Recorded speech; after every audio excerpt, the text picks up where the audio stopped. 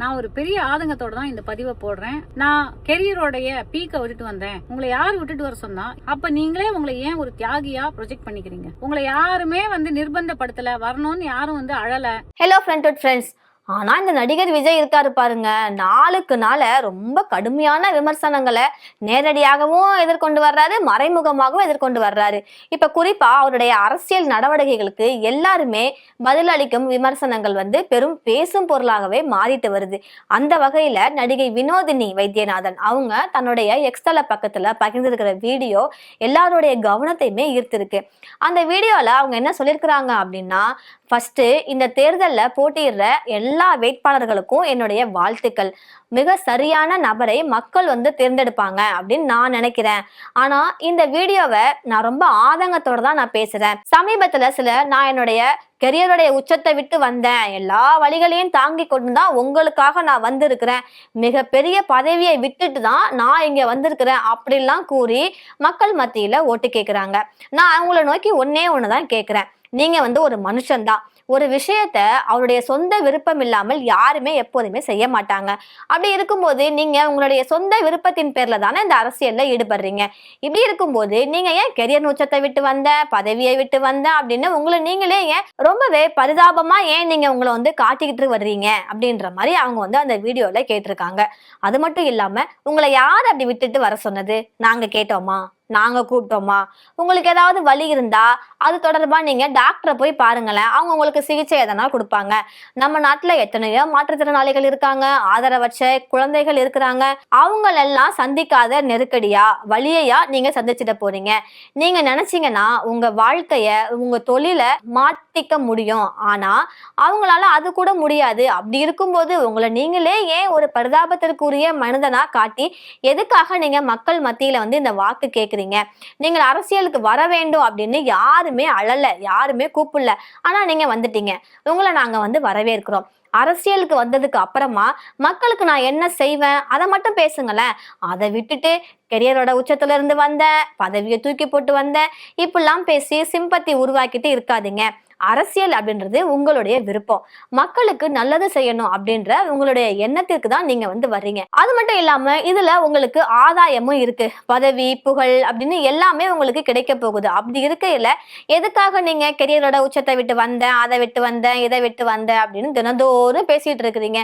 இதை பார்க்கவே சலிப்பா இருக்கு அப்படின்ற மாதிரி அவங்க சொல்லியிருக்கிறாங்க. உங்களை பின்தொடர்பவங்க யாரா இருக்கிறாங்க? மிகவும் இளம் வயது உடையவர்கள் தான் உங்களை பின்தொடர்றாங்க. அந்த வயது இருக்கிறவங்க மிக எளிதாக உணர்ச்சி வசப்பட வைக்க முடியும். அப்படி இருக்கும்போது அவர்கள் மத்தியில ஒரு நல்ல விஷயத்த பகிர, ஒரு நல்ல விஷயத்த பரப்ப நீங்க முயற்சி பண்ணுங்களேன். உங்களுக்கு எதிராக யாராவது கருத்து சொன்னாலே உங்களை ஃபாலோ பண்ற இளைஞர்கள் ரொம்பவே மோசமா விமர்சிக்கிறாங்க. இந்த மாதிரி இருக்கிற இளைஞர்களை ஃபர்ஸ்ட் கட்டுப்படுத்துங்க. உங்களுக்கு எப்போதுமே ஒரு பிரச்சனை இருக்குது அப்படின்ற தோற்றத்தை நீங்க முன் வச்சுக்கிட்டே இருக்கிறீங்க. அதனாலதான் இளைஞர்கள் தங்களுடைய வாழ்க்கையை நாசம் செய்து கொள்ற ஏதாவது ஒரு அபாயகரமான வேலையை செய்வதற்கான வாய்ப்புகளும் அதிகமா இருக்கு. அதனால நீங்க பொறுப்பா நடந்துங்க அப்படின்ற மாதிரி ரொம்பவே ஆதங்கமா நடிகை வினோதினி இந்த வீடியோல பேசியிருக்காரு. இந்த வீடியோ தான் இன்னைக்கு எல்லாருடைய கவனத்தையுமே ஈர்த்திருக்குது. எல்லாருமே இந்த வீடியோவுக்கு பாராட்டு தெரிவிச்சுட்டு வர்றாங்க. ஏன்னா தமிழக வெற்றி கழகம் ஆரம்பிச்சதுக்கு அப்புறமா விஜய் அவர்களை பத்தி அவருடைய ரசிகர்கள், அவருடைய தொண்டர்களே என்ன பேசுறாங்க? நாங்க விஜய்க்கு அக்கா தங்கச்சியா இருப்போம், அண்ணன் தம்பியா இருப்போம், ஃப்ரெண்டா இருப்போம், ஏன் தேவைன்னா நாங்க ஒய்ஃபா கூட இருந்துட்டு போறோங்கன்ற மாதிரி சொன்னாங்க. அப்ப விஜய் என்ன பண்ணிருக்கணும்? இந்த மாதிரிலாம் பேசக்கூடாதுமா, நான் உங்களுக்கு ஒரு அண்ணன் தான், உங்க குடும்பத்துல நான் ஒருத்தர் தான், ஒரு அண்ணனா, ஒரு சகோதரனா, ஒரு ஃப்ரெண்டா நான் இருப்பேன், நல்லது நான் செய்வேன். இது மாதிரி வார்த்தைகள் வரக்கூடாது. நம்ம வாழ்றது தமிழ்நாடு, நம்மளுடைய கலாச்சாரத்தை, நம்மளுடைய மாண்பை சீர்குலைக்கிற மாதிரி வார்த்தைகள்லாம் பேசக்கூடாது அப்படின்ற மாதிரி அவரு கண்டிச்சிருக்கணும். இனிமே இது மாதிரி பேசாதீங்கன்னு சொல்லியிருக்கணும். இன்னொரு 10வது படிக்கிற ஒரு பொண்ணு, என்ன படிக்கிறாங்கன்னு தெரியல, ஆனா சின்ன பொண்ணு, குப்பை கூட்டுறவன், தெரு கூட்டுறவன் கூட 10 பொண்டாட்டி வச்சிருக்கான். எங்க தலைவருக்கு என்ன, அவத்த காசு இருக்கு வச்சுக்கிறாரு போங்கல அப்படின்ற மாதிரி அசால்ட்டா பேசுச்சு. அதுக்கப்புறம் அது திரும்பி மன்னிப்பு கேட்டுச்சு, இது மாதிரி பேசக்கூடாது, எங்க பெரியம்மா கூட அந்த கூட்டுற வேலை தான் பாக்குறாங்க, நான் இந்த மாதிரிலாம் பேசக்கூடாது, சாரின்னு சொல்லி மன்னிப்பு கேட்டுடுச்சு. ஆனா தமிழக வெற்றி கழக தரப்புல இருந்து தலைவரோ பொதுச் செயலாளரோ யாருமே ஒரு அறிக்கை கூட விடல. இது மாதிரிலாம் நீ சொல்லக்கூடாது, நீ பேசுறது தப்புன்னு யாருமே வந்து கண்டிக்கல. அவங்களுக்கு சாதகமா தான் அதை வந்து எடுத்துக்கிட்டாங்க. நீங்க பேசுறது தப்பு, நான் என்னைக்குமே ஒரு நண்பனா ஒரு அண்ணனா நான் உங்க வீட்டு பையனா நான் இருப்பேன், வயசுல மூத்தவங்களா நீங்க இருந்தீங்கன்னா நான் உங்களுக்கு ஒரு பையனா இருப்பேன், நீங்க இது மாதிரிலாம் வந்து சொல்லக்கூடாது, இது வந்து ரொம்பவே கொச்சையா இருக்கு, நீங்க இது மாதிரிலாம் பேசக்கூடாதுன்னு அவர் வந்து கண்டிச்சிருக்கணும், ஒரு அறிக்கையை விட்டுருக்கணும். அவருடைய ரசிகர்கள் தொண்டர்கள் இவங்களுக்கெல்லாம் அவர் வந்து ஒரு பாடமா தான் இருக்கணும். ஆனா அவங்களெல்லாம் பேச விட்டுட்டு இவர் வந்து அதை வந்து என்ஜாய் பண்ணிட்டு இருக்காரு. என்ன வேணாலும் பேசுங்க, யாரு கேட்க போறா அப்படின்ற மாதிரி அவர் வந்து இருக்கிறாரு. இது வந்து ரொம்பவே ஒரு தவறான விஷயம்தான். இதை தான் வினோதினி வைத்தியநாதன் வந்து கேட்டிருக்காங்க. உன்னை யாரு இப்ப அரசியலுக்கு கூப்பிட்டது? நாங்களா கூப்பிட்டோம்? வாங்க வாங்கன்னு நாங்களா கூப்பிட்டோம்? நீங்களா வந்தீங்க. அப்புறம் பார்த்தா அவங்க முட்டுக்கட்டை போடுறாங்க, எங்களை பிரச்சாரம் பண்ண விட மாட்டாங்க, எங்களை இது பண்ண விட மாட்டாங்க அப்படி இப்படின்றீங்க. ஃபார் எக்ஸாம்பிள் இப்ப போன வாரத்துல பெரம்பூரை தொடர்ந்து ஒரு 4 இடத்துக்கு பிரச்சாரம் விஜய் போறதா இருந்துச்சு. ஆனா பெரம்பூர்ல வந்து பள்ளம் தோண்டி வச்சுட்டாங்கன்னு ஒரு சாக்கு சொல்லி பிரச்சாரம் தடைப்பட்டுடுச்சு. பெரம்பூர்ல பள்ளம் தோண்டினா என்ன, மிச்சம் 3 தொகுதி இருக்குல்ல, அங்க நீங்க போயிருக்கலாம்ல. அதுக்கப்புறம் வில்லிவாக்கம் அங்க போனப்ப இவங்களே ஆள் செட் பண்ணி பாட்டில் எடுத்து அடிச்சு அதுக்கப்புறம் டிஎம்கே மேல போட்டு என்ன நடந்தாலும் வந்து இதுக்கு திராவிட முன்னேற்ற கழகம் தான் காரணம், அவங்க தான் செஞ்சாங்க அப்படின்னு அவங்களதான் போய் நீங்க தாக்குறீங்களே தவிர நம்ம சைடு என்ன தப்பு, நம்ம வந்து மக்களுக்காக போறோமான்னு நீங்க செய்ய மாட்டீங்க. எல்லாத்துக்கும் மேல உங்களுக்காக தான் நான் வந்தேன்னு சொல்றீங்க, ஆனா அந்த கேரவனை வெட்டு கூட நீங்க இறங்க மாட்டேங்கிறீங்க. உங்களை யாரும் தொற்றக்கூடாது அப்படின்னு நீங்க நடந்து வர்ற அந்த ரேம்ப் வாக்ல கூட கிரீஸ் தடவி வச்சிருந்தீங்க. ஆனால குண்டு குண்டா பவுன்சர்ஸ் ஒரு 7-8 பேரை சுத்தி வச்சுக்கிறீங்க. இவ்வளவு பாதுகாப்பு வந்து நீங்க வந்து பாதுகாப்போட தான் வர்றீங்க, பாதுகாப்போட தான் போறீங்க. இந்த பாதுகாப்பை தொண்டர்களுக்கு நீங்க என்னைக்காவது கொடுக்கணும்னு நினைச்சிருக்கிறீங்களா? உங்களுடைய பாதுகாப்பு மட்டுமே நீங்க பாக்குறீங்க. நம்மளை பார்க்க வந்த தொண்டர்கள் வந்து பாதுகாப்பா வீட்டுக்கு போவாங்களா, அவங்க பாதுகாப்போட இருப்பாங்களா அப்படின்றத நீங்க வந்து கவனிக்க மறந்துடுறீங்க. நம்ம தொண்டர்கள் நம்மளை நம்பி வர்றாங்க, நம்ம பேச்சை கேட்க தான் வர்றாங்க, என்ன பார்க்க தான் வர்றாங்கன்ற நினைப்பு உங்களுக்கு இருந்தா அந்த கூட்டத்தை நீங்க வந்து கட்டுப்படுத்திருப்பீங்க. அங்க ஒரு அசம்பாவிதம் ஏதோ ஒரு இது நடக்கும் போதே நான் எதிர்பாராத விதமா என்ன வேணாலும் நடக்கலாம், அது மாதிரி நடக்கும்போது அந்த இடத்துல நீங்க இருந்திருப்பீங்க. இப்ப கரூரை எடுத்துக்கிட்டோம் அப்படின்னா அசம்பாவிதம் எதிர்பாராத விதமா நடந்துச்சு. அந்த இடத்துல ஒரு தலைவனா நீங்க வந்து இருந்திருக்கணும். மக்களுக்காக நான் வர்றேன், உங்களுக்காக தான் நான் செய்யறேன், இவ்வளவு நீங்க செய்யற நீங்க அந்த கேரவனை விட்டு கூட இறங்க மாட்டேங்கிறீங்க. உங்களுடைய அந்த சொகுசு வாழ்க்கையில தான் நீங்க இருக்கிறீங்க, படையூரை விட்டு வரமாட்டீங்க, பண்ணையாரா இருக்கிறீங்கன்னு எல்லாரும் சொன்னாங்க. இப்ப வந்து நான் வரமாட்டேன் பண்ண மாட்டேன்னு சொல்றீங்க, இப்ப நான் வந்துட்டேன் போதுமா அப்படின்ற மாதிரி கேக்குறீங்க. வந்துட்டீங்கன்னா மக்களுக்கு என்ன நல்லது செய்வீங்கன்னு நீங்க சொல்ல மாட்டீங்க. தேர்தல் திட்டங்கள்லாம் வகுத்து கொடுத்துருக்கிறீங்க, ஆனா அந்த திட்டங்கள்லாம் ஆல்ரெடி தமிழ்நாட்டுல இருக்குது. மகளிர் உதவித்தொகையா இருக்கட்டும், எல்லாமே தமிழ்நாட்டுல இந்த திட்டங்கள் இருக்குது. இருக்கிற திட்டங்களை நீங்க இன்னும் கொஞ்சம் பட்டிட்டிங்கரிங் பார்த்து கொஞ்சம் அந்த வார்த்தைகளை வந்து மாத்துறீங்களே தவிர, ஆனா அந்த திட்டம் தமிழ்நாட்டுல இருக்குதான். என்ன தமிழ்நாட்டுக்கு வேணும் அதை நான் செய்வேன் அப்படின்ற மாதிரி நீங்க சொல்லல. நாங்க வந்து இலவசம் கொடுக்க மாட்டோம், ஓசி பஸ் எங்களுக்கு தேவையில்லை, உதவித்தொகை தேவையில்லை அப்படின்றீங்க. ஆனா நீங்க 6 சிலிண்டர் வருஷத்துக்கு கொடுப்பன்றீங்க, ஆனா இது இலவசம் தானே, இலவசம் கொடுக்க மாட்டோம் அப்படின்னு ஒரு கட்சி சொன்னாங்கன்னா அவங்கள வந்து நீங்க வந்து எதிர்த்து பேசுறீங்க, அவங்கள கலாய்க்கிறீங்க, அவங்கள கலாய்க்கிற மாதிரி பேசி உங்களுக்கு நீங்க வாக்கு சேகரிக்கிறீங்க. அதே தப்ப தானே நீங்களும் பண்ணுறீங்க. ஸோ இந்த சொகுசு வாழ்க்கையிலேருந்து ஃபர்ஸ்ட் நீங்க வாங்க, நீங்க மக்களுக்கு நல்லது பண்ணணும் அப்படின்ற முடிவோட வந்தீங்கன்னா மக்களோட மக்களா இருங்க, மக்களுக்கு என்ன பிரச்சனை, மக்களுக்கு என்ன தேவைன்றதை செய்யுங்க. அதுக்கப்புறமா நீங்க உங்களுக்காக தான் வந்தேன்னு சொல்லுங்க. அதை விட்டுட்டு எப்ப பார்த்தாலும் சிம்பத்தி தேடாதீங்க. உங்களுக்காக தான் வந்தேன், எனக்கு இவ்வளவு பிரச்சனை, என் படம் வெளியில வரல, எனக்கு இப்படி ஆயிடுச்சு அப்படி ஆயிடுச்சுன்னு சொல்லி நீங்க வந்து சிம்பத்தி தேடாதீங்க. ஒரு பரிதாபமான மூஞ்ச வச்சுக்கிட்டு மக்கள் கிட்ட வாக்கு கேட்காதீங்க. இப்படின்ற மாதிரி தான் நடிகை வினோதினி அவங்களுடைய எக்ஸ்தல பக்கத்துல வீடியோ பதிவிட்டு வர்றாங்க. அனைவருக்கும் வணக்கம். நான் ஒரு பெரிய ஆதங்கத்தோட தான் இந்த பதிவை போடுறேன். ஆனா நான் என்ன சொல்ல வரேன் அப்படிங்கிறதுக்கு முன்னாடி ஒரு சின்ன விஷயம். வரப்போற சட்டமன்ற தேர்தல்ல நிற்கக்கூடிய அனைத்து கட்சி வேட்பாளர்களுக்கும் என்னுடைய நல்வாழ்த்துக்கள். மே தி பெஸ்ட் கேண்டிடேட் வின். என்னுடைய ஆதங்கம் என்ன அப்படின்னா, அரசியலுக்கு வர பல பேர் சொல்லக்கூடிய ஒரு விஷயம், நான் கெரியரோடைய பீக்கை விட்டுட்டு வந்தேன், நான் ஒரு அரசு பதவியை விட்டுட்டு வந்தேன். இன்னைக்கு கூட ஒருத்தர் பேசியிருக்காரு, நான் ஒரு பெரிய அரசு பதவியில இருந்தேன், நான் அதை விட்டுட்டு வந்தேன் அப்படின்னு.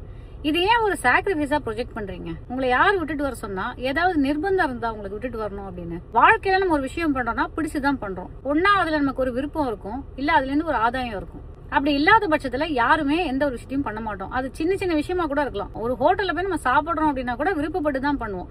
அன்லஸ் நம்ம கழுத்துல யாராவது கத்தி வச்சு இது நீ செஞ்சே ஆகணும் அப்படின்னு நிர்பந்திக்காத வரைக்கும் கண்டிப்பா எந்த ஒரு விஷயமோ மனிதன் அப்படிங்கிறவன் விருப்பப்பட்டு தான் பண்ணுவான். அப்ப நீங்களே உங்களை ஏன் ஒரு தியாகியா ப்ரொஜெக்ட் பண்ணிக்கிறீங்க? அது ஒண்ணு. ரெண்டாவது, நான் ஒரு பெரிய வலியில இருக்கேன், அந்த வலியெல்லாம் நான் தாங்கிட்டு தான் இந்த வேலையை பண்றேன். எதுக்கு உங்களை யார் அப்படி வந்து கஷ்டப்படுத்தினா? அப்படி நீங்க வலியெல்லாம் தாண்டி பண்ணணும்னு அவசியமே கிடையாது. அப்படி என்ன வலி உங்களுக்கு? அது என்ன மன வலியா, உடல் வலியா, என்ன வலி? ஏன் நம்ம ஒரு விக்டிமா காமிச்சிட்டே இருக்கணும்? எல்லாரும் என்ன வந்து கட்டம் கட்டுறாங்க, எல்லாரும் என்ன வந்து முதுகுல குத்த ட்ரை பண்றாங்க. ஆக்சுவலி எல்லாருக்கும் வேற வேலையே இல்லையா? அப்படி பார்த்தா இந்த உலகத்துல, ஏன் உலகத்தெல்லாம் விடுங்க, இந்த நாட்டுல எவ்வளோ சிங்கிள் மதர்ஸ், சிங்கிள் பேரண்ட்ஸ், அனாதை குழந்தைகள், மாற்றுத்திறனாளிகள், எவ்வளவு பேரு என்னென்ன பெயின்லாம் தாண்டி அவங்க வந்து இன்ஸ்பைரிங் லைஃப வந்து வாழ்ந்துட்டு இருக்காங்க.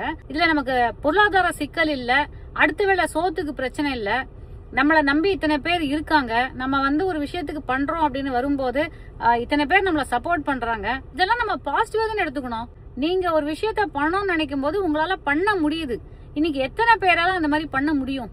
அப்படி இருக்கும்போது why project yourself as a victim? எனக்கு புரியவே இல்லை நிஜமாவே. யார் வாழ்க்கையில தான் பிரச்சனை இல்ல, யாரோட ஜேர்னி தான் ஸ்மூத்தா இருக்கு. ஒண்ணு இல்ல, ஒரு இளநீர் இருக்கிறவங்க கிட்ட போய் நம்ம கேட்டா கூட, ஒரு பூ விக்கிற அம்மாட்ட போய் கேட்டோம்னா, ரோட்ல கடை போட்டிருக்காங்கன்னா எத்தனை இன்னல்கள் வந்து அவங்க ஃபேஸ் பண்ணுவாங்க அப்படிங்கறத உண்மையா அவங்க பேசுவாங்க.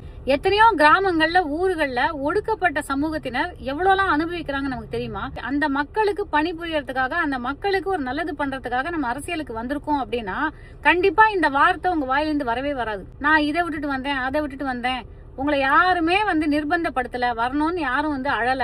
இப்ப நீங்க வந்துட்டீங்க, வந்ததை நாங்கெல்லாம் வரவேற்கிறோம்.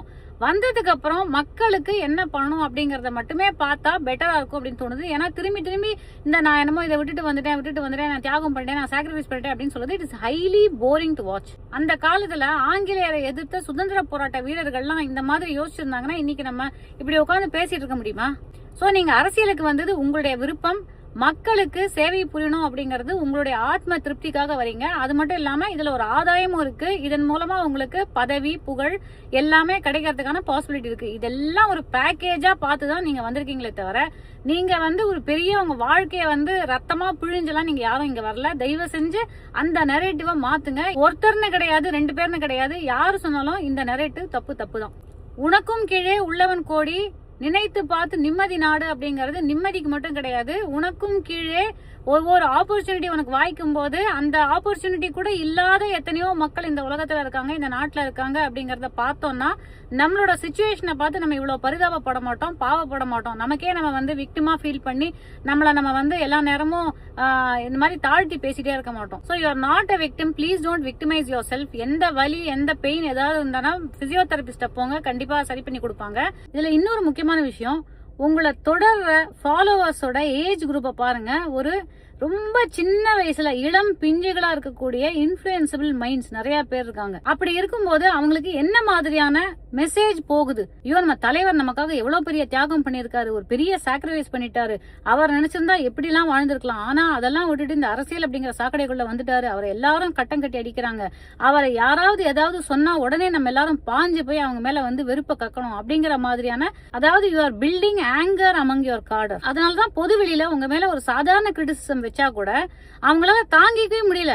They are retaliating to the point of destroying their own careers and their own peace of mind. So இந்த மாதிரி இந்த ஃபாலோவர்ஸ் தலைவனுக்கு எப்பவுமே ஒரு பிரச்சனை இருந்துட்டே இருக்கு அப்படின்னு உசுப்பேத்தி விடும்போது அவங்க அவங்களுடைய கெரியரை சம்டைம்ஸ் டிஸ்ட்ராய் பண்ணிக்கிற அளவுக்கு சில வேலைகளை பண்ணிடுவாங்க. அது ஒரு கல்டிஷ் பிஹேவியரா மாறறதுக்கான எல்லா வாய்ப்புகளும் இருக்கு. இங்க யாருமே விமர்சனத்துக்கு அப்பாற்பட்டு கிடையாது. அரசியல்ங்கிறது ஒரு எந்த அளவுக்கு ஒரு புனிதமோ அந்த அளவுக்கு சாக்கடை தான். யாருமே அதை இல்லைன்னு சொல்லல. அரசியல் அப்படின்னு வந்துட்டோம்னா நிறைய சேலஞ்சஸ் இருக்குதான் செய்யும். உங்களை எதிர்த்து நிறைய நரேட்டிவ் செட் பண்ணதான் படும். ஆனா அதெல்லாம் நீங்க எதிர்கொள்ளணுமே தவிர இந்த மாதிரி எல்லா நேரமும் உட்கார்ந்து ஓன்னு ஒப்பாரி வச்சு அழுதுட்டு இருந்தா ரொம்பவே போரிங்கா இருக்கு பாக்குறதுக்கு. அரசியல் களத்தை பாசிட்டிவா எதிர்நோக்கும். எல்லாருமே இங்க மக்களுக்கான நல்லது புரியறதுக்கு தான் வந்திருக்காங்க. So let us work positively. Thank you so much.